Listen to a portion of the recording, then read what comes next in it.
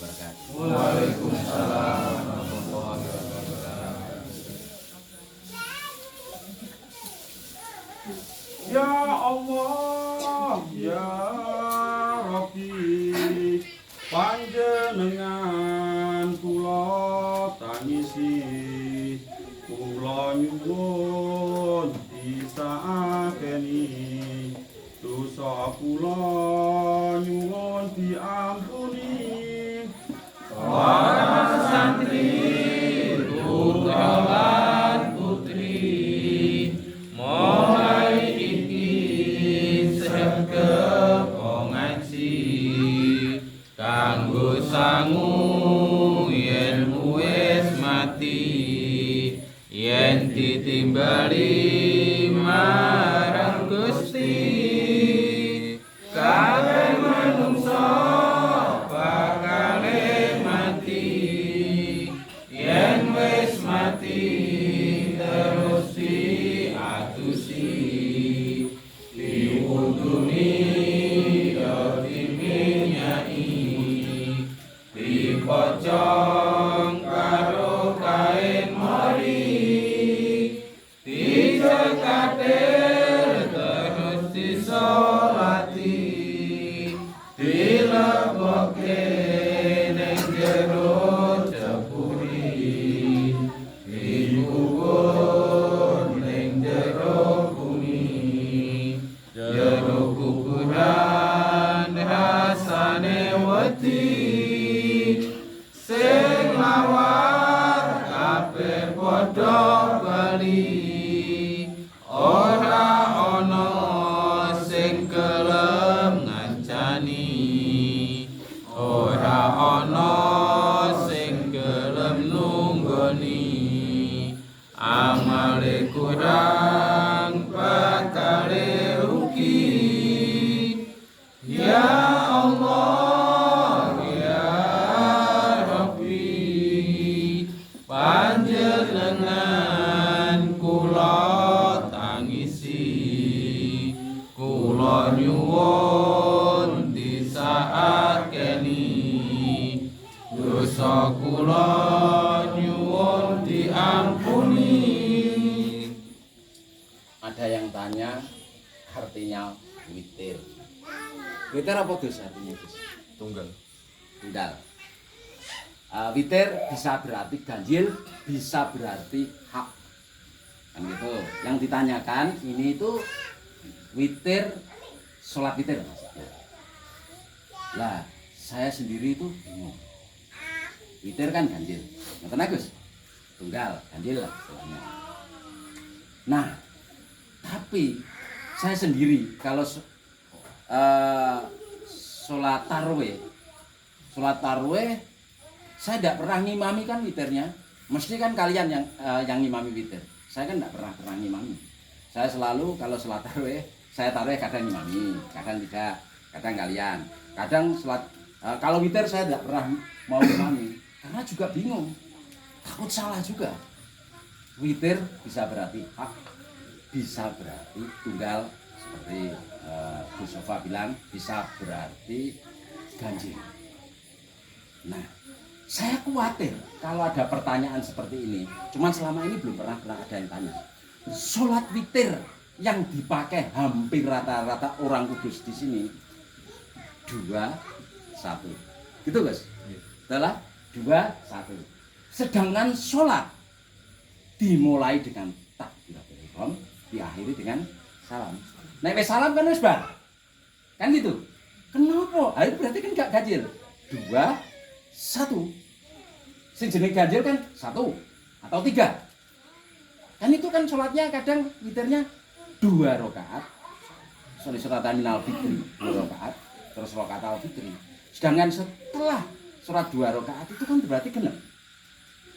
Tapi ada yang bilang ulama 2-1 itu termasuk ganjil karena digabung jadi 3. Aku yang nggak mau berani bantah. Kok bisa 3 piye wong setelah salam itu sudah selesai sholatnya. Ya toh, kalau sholat kalau sudah salam kan selesai. Kan berarti genep baru ganjil, kan gitu. Saya sendiri makanya sampai sekarang kalau suruh ngimami sholat witir tidak pernah berani, wis tanggungannya imam. Nah, untung kalian belum pernah ada tanya. Tanyanya ini yang tanya tentang witir, bukan tanya bagaimana. Witir itu ya artinya ganjil, hak atau ganjil. Kalian mau sholat 5 rakaat boleh, 3 rakaat boleh, 1 rakaat pun boleh. Hadis riwayat Ibnu Majah seperti itu. Hadisnya seperti itu. 5 boleh, 3 boleh, 1 boleh. Saya sendiri kalau sholat witir sering-seringnya 3 rakaat. Kalau saya sendiri pribadi, kalau sholat tarwih kadang ikut kalian, witirnya saya sendirian di rumah. Sholatku 3 rakaat. Kalau kalian tanya aku ya 3 rakaat, sholatku 3 rakaat terus salam. Tidak 2-1. Kalau jadi makmum saya ngikutin jenengan 2-1. Tapi saya selama ini bingung karena witir artinya ganjil loh, eling-eling. Kok iso 2-1 ya? 2-1 memang ganjil. Tapi setelah sholat takbiratul ihram dan diakhiri salam kan berarti 2-1 kan? Berarti kan sebar. Berarti 2 rakaat itu kan ganap. Terus baru 1 rakaat yang ganjil. Ini kan menjelang puasa. Tadi ada yang tanya tentang witir, sholat witir. Saya juga bingung masalah itu. Karena juga saya tidak ahli hadis. Saya membaca banyak hadis, tidak begitu semua hadis itu hafal. Nah, aku ya juga orang bodoh, belum semuanya hadis itu hafal. Jadi aku juga bingung apakah ada hadis lain. Tapi memang aku pernah mendengar ada yang 2-1 itu termasuk ganjil. Tapi aku juga bingung. 2-1 memang ganjil lah, 2+1 kan memang 3 kan. 2+1 kan memang betul 3. Kita terus apa? Berarti kan ganjil. Tapi nek setelah jenengan bar sholat takbiratul ihram, terus salam kan berarti wis bar 2. Baru tambah 1 berarti ganep dan ganjil. Kok bisa ditambah itu? Teorinya tambah dari mana? Kecuali nek saya pribadi sholat itu biasanya 3 rakaat. 3 atau 1. Rasul sendiri sholat tarawih zaman dulunya itu cuma 8 rakaat. Kan udah pernah kasih tahu. Rasul sendiri saat sholat tarawih zaman dulu itu 8 rakaat. Nah, masalah sampai 20 rakaat itu kan Umar bin Khattab. Tapi nggak apa-apa. Sholat karena sholat sunnah diperbanyak nggak apa-apa. Yang penting ganap. Kan begitu. Nah, Rasul sendiri kalau sholat tidak memberatkan, cuman 8. Nah, witire diperkirakan 3 rakaat. Rasul 8 sama 3. Ada yang bilang Rasul 8 rakaat sholat tarawih, witirnya 1 rakaat. Ada yang bilang itu 2, 1. Ada yang bilang 2, 8 rakaat baru 3 rakaat. Itu Rasul seperti itu. Kalau kita tidak zaman Rasul kan kita tidak tahu, kita harus menelaah tentang hadis yang ada. Sedangkan saya sendiri tidak hafal banyak hadis, tidak begitu hafal. Yang ku ketahui tadi hadisnya Ibnu Majah. Tarawih boleh 5. Tarawih witir boleh 5, boleh 3, boleh 1. Tapi ada yang bilang yang penting ganjil.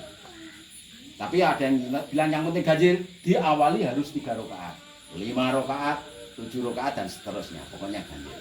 Namanya witir kan kayak yang terakhir ganjil. Nah, ini masalah bab sholat tarawih tergantung kalian sendiri. Kan tadi ada yang tanya tentang witir. Tergantung kalian sendiri bergurunya di mana. Setiap guru pasti punya guru, punya patokan. Seperti aku sendiri kan gitu. Saya sendiri punya patokan. Tidak mesti jenengan ngikuti aku. Nah, aku secara pribadi kalau aku sholat tarawih, witirku pasti 3. Karena aku yakin kalau witir itu kan harus ganjil. Nah, 3 kan ganjil, 3 salam, udah. Tidak pernah 2-1. 2 salam, terus sholat lagi, 1 salam. Tidak pernah. Aku pribadi kecuali jadi makmum loh. Kalau jadi imam kan saya selalu witirnya selalu 3-3. Cuman aku kan rata-rata di kudus ini. Nah, witir itu 3 rakaat, 2-1. Aku yang ngikutilah jadi makmum 2-1. Tapi kalau imamnya 3 rakaat salam, aku yang ngikuti 3 rakaat salam. Dalam arti kurang lebih seperti itu. Jadi hal-hal yang seperti ada perbedaan-perbedaan pendapat itu nggak apa-apa. Apalagi itu sholat sunnah, bukan sholat wajib. Kalau sholat wajib sih harus begini, sholat sunnah kok. Sholat sunnah nggak masalah. kan seperti itu. Itu tadi pertanyaannya seperti itu. Jadi kadang-kadang aku ya bingung sih, ini yang ditanyakan itu tentang tadi tentang witir. Nah, aku jawabnya witir itu kurang lebih artinya hak atau ganjil atau seperti Gus Opa bilang tunggal. Nah, ada dari Imam Malik. Imam Malik pernah menerangkan kalau harus minimal 3. Saya pernah baca 3, 5 dan lainnya. 3 itu bisa saja 2 1, bisa saja 3 langsung. Tapi ada yang Imam Malik kadang pendapatnya begini, sholat itu ya 2 rakaat salam atau 2 rakaat terus tahiyat. Nah, ada yang berpendapat seperti itu. Makanya seperti sholat subuh 2 rakaat terus salam, karena 2 rakaat terus tahiyat kan. Lah itu kan kadang terus karena 3 rakaat makanya 21 pendapat seperti Imam Malik seperti itu. Wallahu alam. Saya sendiri tidak begitu menguasai banyak hadis, kurang lebihnya itu saya sendiri meyakini ganjil 3 rakaat atau mungkin 1 rakaat atau 5 rakaat. Tapi kalau saya pribadi kalau sholat tarawih pakai witir biasanya 3 sekali 3 rakaat baru salam, tidak 21. Kalau saya jadi imam maupun saya munfarid sebagai sholat sendirian.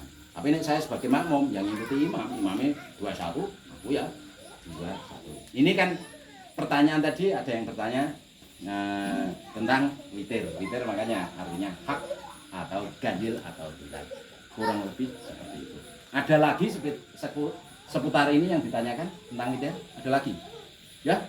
Biasanya witir kan dilakukan pada hari bulan-bulan Ramadan. Kalau umpama sholat malam tiap hari boleh dilakukan? Ya boleh tuh. Nah, namanya tarawih itu kan sholat malam apa saja sunnah kan boleh. Terserah dengan melakukan apa saja. Cuman sunnah itu kan boleh bersama-sama berjamaah atau sendirian-sendirian seperti sholat hajat, sholat tahajud itu sebaiknya di rumah dan sendirian. Tapi ya boleh sholatnya di masjid.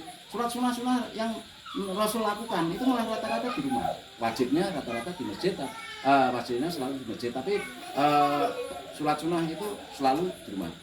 Rasul sendiri pernah sholat tarawih berhenti. Maksudnya begini, hari ini dia berangkat tarawih ngimami, lain hari ngimami lagi, terus hari berikutnya Rasul sengaja tidak datang. Dikhawatirkan sholat tarawih itu menjadikan wajib. Padahal sholat tarawih itu kan sunnah, tidak wajib. Tapi makanya Rasul pernah sengaja tidak hadir.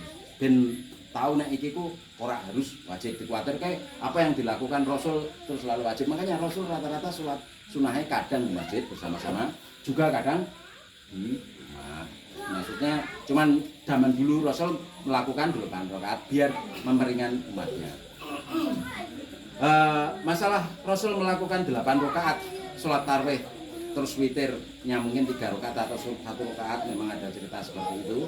Lah, Rasul itu sendiri melakukan seperti itu kan memperingankan beban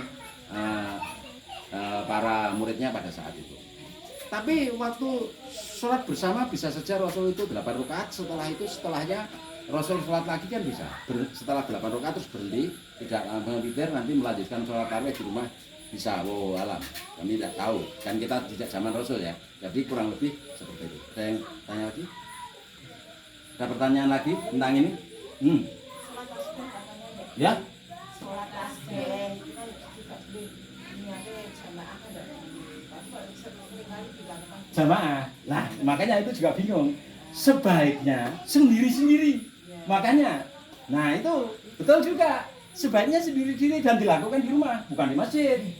Biar melakukan sholat sunnah itu rumahnya tidak seperti kuburan. Maksudnya rumahnya itu biar ada rejo, ada kerjaan. Dalam arti harus sholat sunnahnya di rumah. Makanya ya ada yang bilang gitu, sholat tasbih harus sendirian di rumah, atau mungkin satu keluarga di rumah.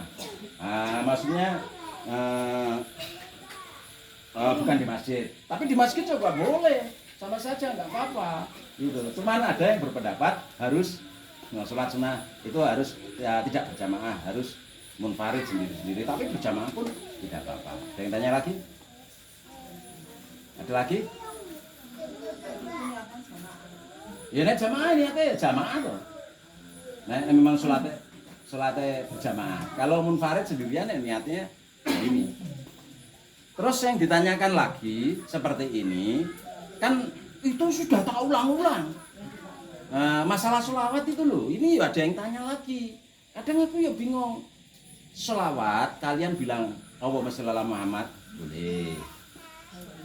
Allahumma sholli ala Sayyidina Muhammad, boleh. Kan gitu. Saya kan dulu pernah ditegur dalam arti saat waktu tahun 2003 lah. Saat itu waktu di Asia dulu udah pernah tak ceritakan ini, tak ulangi lagi ya. Saya sholawatnya kan Allahumma sholli ala Ali Muhammad. Nah saat saya di Asia sendiri kan ada rombongan haji 2003 barengan aku tahun waktu bergaji itu dulu ngelok ke aku pas aku sholawatan. Loh kamu sholawatnya kok nggak pakai Sayyidina? Berarti Nabi Muhammad mbok jangkar. Kamu jangkar Nabi Muhammad, nggak pakai Sayyidina, berarti nggak menghormati. Terus aku bilang, Adan itu syahadat itu jangkar enggak? Adan itu lah adan. Asyhadu alla ilaha illallah. Ya, wa asyhadu anna Muhammadur Rasulullah. Pernah dengar adan? Wa asyhadu anna Sayyidina Muhammadur Rasulullah. Pernah dengar? Kan enggak pernah toh. Apakah itu jangkar? Bukan, itu wajibnya seperti itu. Bedakan, seperti Bunda pernah bilang, Nabi Muhammad itu dijangkar kok pusaka orang jangkar. Ingat dulu, jangan dulu, keliru. Nabi Muhammad kita tidak jangkar, itu memang patokannya seperti itu. Patokan jangan kalian rubah. Sama seperti aku bilang, Gusti Allah. Baik. Tapi nek paten jangan sekali-kali kamu sholat Gusti Allahu Akbar. Ingat, malah nggak boleh. Paham? Sholat pun jangan dirubah-rubah dengan bahasa lain. Apa saja doa boleh dirubah, bahasa Indonesia, bahasa Jawa, dan bahasa Inggris, dan bahasa lain, bahasa Perancis, dan tapi sholat jangan. Misalkan Allahu Akbar andan, Allahu Akbar bahasa Jawa Allah gede banget. Tidak boleh. Sing dimaksud besar itu bukan besar gemblodong. Berat, besar kekuasaannya, besar segalanya. Begitu loh maksudnya. Paham ya maksud? Orang menyebut Gusti Allah baik, menyebut Allah baik, ismundatnya itu Allah tadi. Ismundatnya Allah. Jadi kita tidak jangkar, kita bilang Allahu Akbar, itu yang betul. Gusti Allahu Akbar justru malah yang salah. Yang betul Allahu Akbar. Misalkan andan Gusti Allahu Akbar atau sholat Gusti Allahu Akbar ya malah nggak boleh. Jangan ditambahi. Termasuk andan asyhadu alla ilaha illallah wa asyhadu anna Muhammadur Rasulullah. Aku sendiri nek sholawat yo asyhadu alla ilaha illallah wa asyhadu anna Muhammadur Rasulullah. Enggak pernah pakai Sayyidina. Aku cuma salah ke. Kalau kalian gurunya dulu pakai Sayyidina, silakan. Sayyidina Muhammad, silakan. Jenengan sholawat sendiri pakai Sayyidina Muhammad, boleh. Tapi kalau sholat ataupun andan, jangan karubah. Karena itu bacaan paten. Paham ya? Dulu kan pernah ditanyakan. Terus ini ditanyakan lagi. Aku bingung malah akhirnya. Bacaan-bacaan itu bukan berarti kita jangkar Nabi Muhammad. Tidak. Seperti panjenengan membaca surat Muhammad. Surat Muhammad itu kan di situ keterangannya kan tetap Muhammad, bukan Sayyidina Muhammad. Nek neng Al-Quran buat tambahi Sayyidina, salah.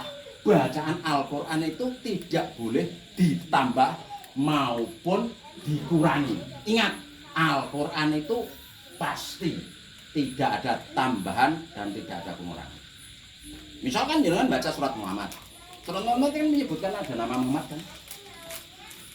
Kan Pak, kurang lebih seperti itu. Lah sama, andan pun ya jangan tambah Sayyidina. Kalau saya, sholawat saya pribadi loh. Saya pribadi kalau sholawat ya tidak pakai Sayyidina. Kalau sholawat, maksudku kalau sholawat. Tapi kalau saya tidak sholat, ya tetap sholawatnya pakai Sayyidina. Harus kalian tahu antara hubungan manusia dengan Allah, kali manusia dengan sesamanya. Paham? Sing diarani menghormati, jangkar dan lain-lain itu siapa. Paham? Paham tanda? Sama, seseorang menyebut-nyebut nama seseorang. Nah, dikatakan jangkar dan tidaknya itu kadang-kadang di hadapannya atau tidak di hadapannya, atau itu kata-kata paten dan lain-lain, itu harus kalian bisa memahami. Paham tak? Bu Ngadina, Kiai siapa yang jenengan ketahui? Maksudnya yang nyebut nama lah, siapa yang jenengan ketahui, yang jenengan hormati. Salah satu contoh aja. Siapa sebut-sebut Pak Sangarep pula? Salah satu. Ya? Pak Supaat. Nah, terus lain lagi.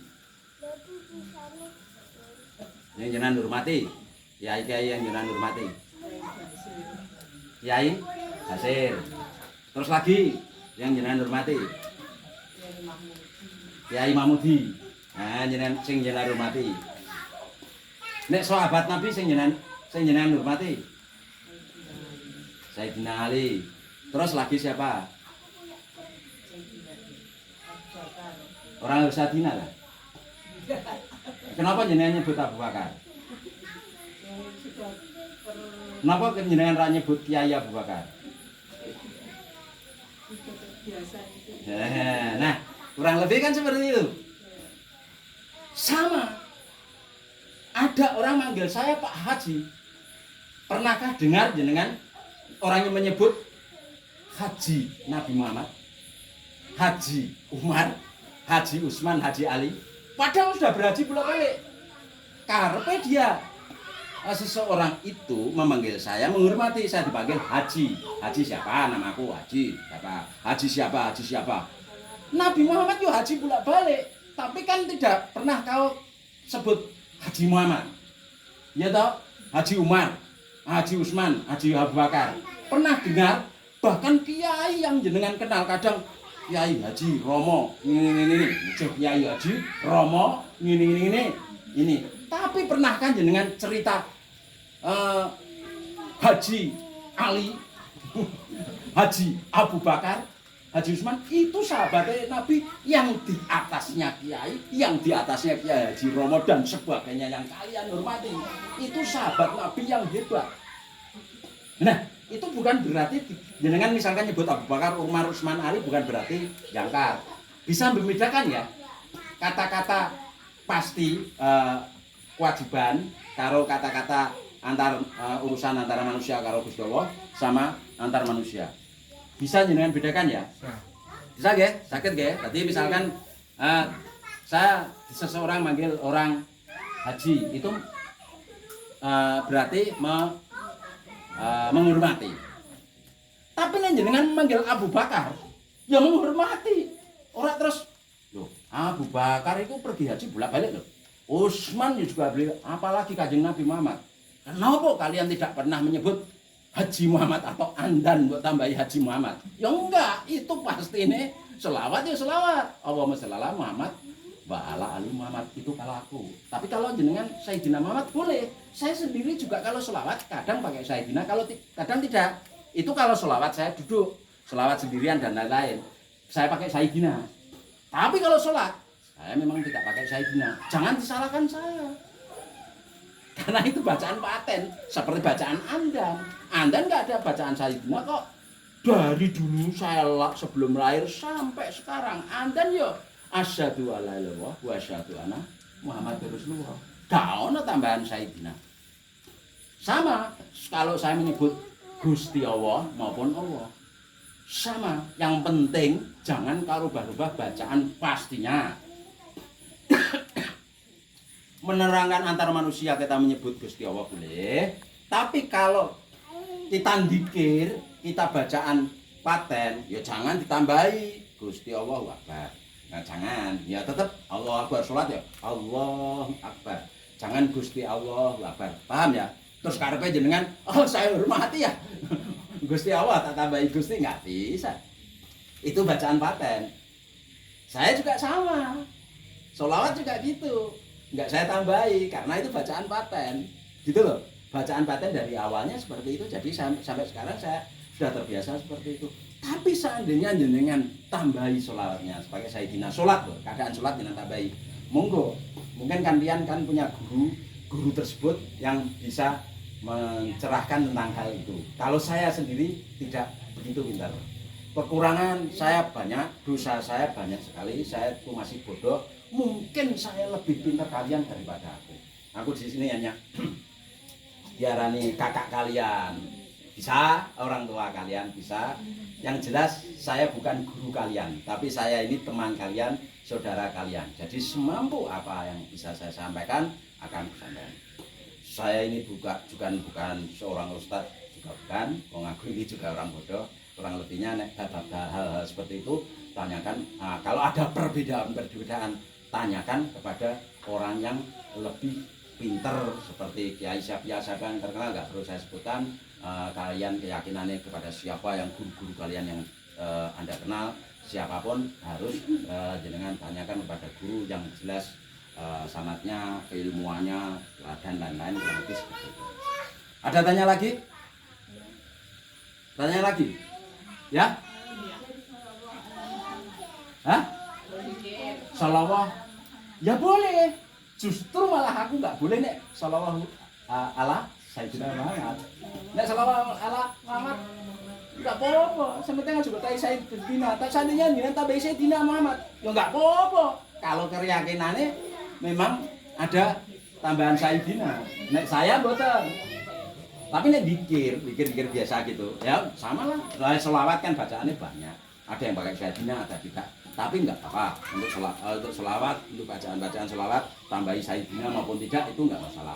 Cuman untuk sholat, saya pribadi loh, enggak nyuruh kalian.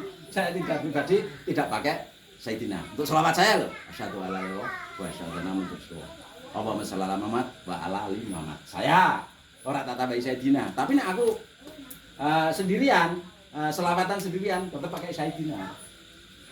Ya seperti Bunda Dina bilang, ngajeni bukan jangkar menambahi, itu bukan jangkar karena bacaan paten. Kalau paten ya paten, jangan kau ubah-ubah pendapat saya gitu. Tapi saya ulangi, saya juga orang bodoh, kurang ilmunya, saya tidak siapa-siapa. Mungkin kalian lebih pintar daripada aku. Aku ini hanya teman kalian, teman jagongan, istilahnya teman ngopi bersama. Saya ini bukan guru yang terkenal, jadi semampu saya yang apa yang saya tahu. Kalau ada kekurangan saya mohon maaf, karena aku sendiri juga tidak sebegitu pintar orang-orang yang biasa profesor di sana. Ada pertanyaan lagi? Ada pertanyaan lagi tentang hal ini? Cukup?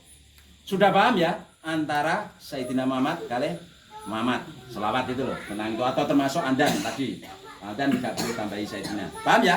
Paham? Cukup sekian? Cukup ya? Cukup sekian. Assalamualaikum warahmatullahi wabarakatuh.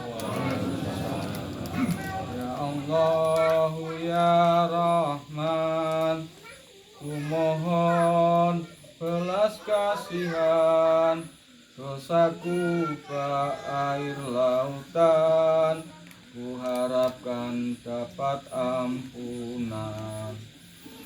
Majelis lembah pedangkungan di setiap pengajian ingin selalu mengingatkan sering membaca Al-Quran. Pegang HP bukanlah larangan, bolehlah buat hiburan, asal jangan sampai kebablasan, melupakan kewajiban.